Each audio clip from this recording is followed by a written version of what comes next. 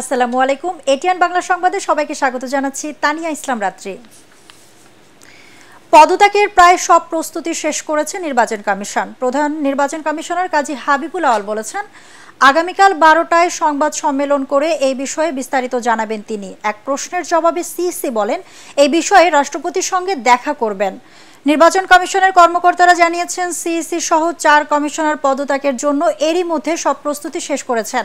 2022 সালের 27 ফেব্রুয়ারি দায়িত্ব গ্রহণ করে কাজী হাবিবুল আওয়ালের নেতৃত্বাধীন নির্বাচন কমিশন।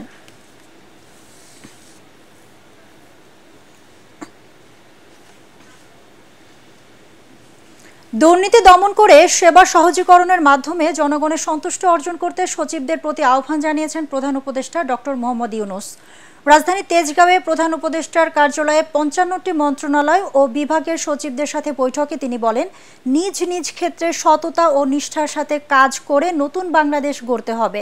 ডক্টর ইউনূস বলেন, গদবাঁধা চিন্তাভাবনা থেকে বেরিয়ে এসে জনস্বার্থকে সর্বোচ্চ গুরুত্ব দিয়ে সরকারি কার্যক্রম পরিচালনা করতে হবে। প্রতিটি মন্ত্রণালয়কে স্বল্প, মধ্য ও দীর্ঘমেয়াদী সংস্কার পরিকল্পনা নিতে সচিবদের নির্দেশ দেন প্রধান উপদেষ্টা ডক্টর মোহাম্মদ ইউনূস। বিভিন্ন স্থানে শ্রমিক অসন্তোষের পেছনে ইন্ধন দিচ্ছে আওয়ামী লীগের লোকজন সহ বহিরাগতরা, এমন দাবি করে শ্রম ও কর্মসংস্থান উপদেষ্টা আসিফ মাহমুদ সজীব ভুঁইয়া বলেছেন, এখন থেকে তাদের বিরুদ্ধে অ্যাকশন শুরু হবে। সচিবালয়ের স্বরাষ্ট্র মন্ত্রণালয়ের সভাকক্ষে শ্রমিক অসন্তোষ নিয়ে বৈঠকের পর তিনি একথা বলেন।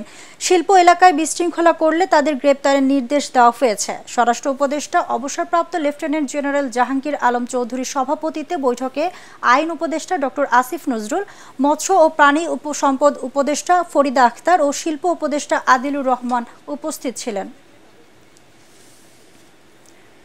রাজধানীর মোহাম্মদপুর ও নিউ মার্কেট থানায় করা হত্যা মামলায় গ্রেপ্তার সাবেক আইজিপি চৌধুরী আব্দুল্লাহ আল মামুন ও শহীদুল হককে রিমান্ডে নিয়েছে পুলিশ। সকালে ঢাকার সিএমএম কোর্টে হাজির করে তদন্তকারী কর্মকর্তা তাদের রিমান্ড চান। শুনানি শেষে হত্যা মামলায় শহীদুল হকের 7 দিন এবং চৌধুরী আব্দুল্লাহ আল মামুনের 8 দিনের রিমান্ড মঞ্জুর করে আদালত। এদিকে ঢাকা জেলার অতিরিক্ত পুলিশ সুপার আব্দুল্লাহিল কাফিকে হাজারীবাগ থানার অপহরণ মামলায় 8 দিনের রিমান্ড মঞ্জুর করেছেন বিচারক আখতারুজ্জামান।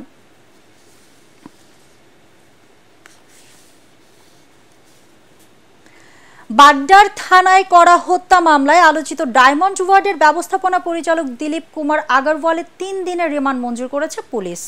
এর আগে গতরাতে রাজধানীর গুলশান থেকে গ্রেপ্তার করে র্যাব। রাত 10টার দিকে ডায়মন্ড ওয়ার্ড কার্যালয় ঘিরে রাখে র্যাব সদস্যরা। এরপর ওই অফিসে অভিযান চালায় তারা। সম্প্রতি ডায়মন্ডের বদলে উন্নত মানের কাচের টুকরো বিক্রি করার অভিযোগে প্রতিষ্ঠানটির এমডি দিলীপ কুমার আগারওয়ালের বিরুদ্ধে তদন্ত শুরু করে সিআইডি। এছাড়া দুবাই, সিঙ্গাপুরের স্বর্ণ চোরাচালান সিন্ডিকেট নিয়ন্ত্রণেরও অভিযোগ রয়েছে তার বিরুদ্ধে।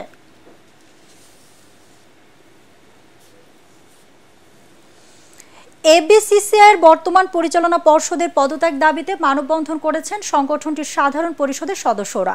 মতিঝিলে এবিসিসিআই কার্যালয়ের সামনে মানববন্ধনে সভাপতি সহ বর্তমান পরিচালনা পরিষদের সব সদস্যের দ্রুত পদত্যাগের দাবি জানান তারা। অবিলম্বে সংগঠনটিতে প্রশাসক নিয়োগের দাবি জানান সাধারণ পরিষদের সদস্যরা।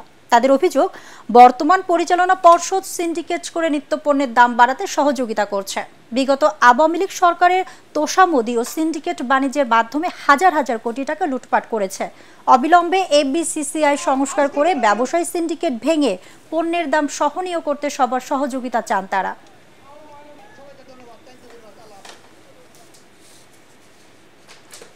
দর্শক, পরবর্তী সংবাদ দেখার আমন্ত্রণ জানিয়ে এখনকার মতো শেষ করছি। এটিএন বাংলা সংবাদ ইউটিউবে দেখতে ব্রাউজ করুন youtube/ATN বাংলা নিউজ। ধন্যবাদ সবাইকে।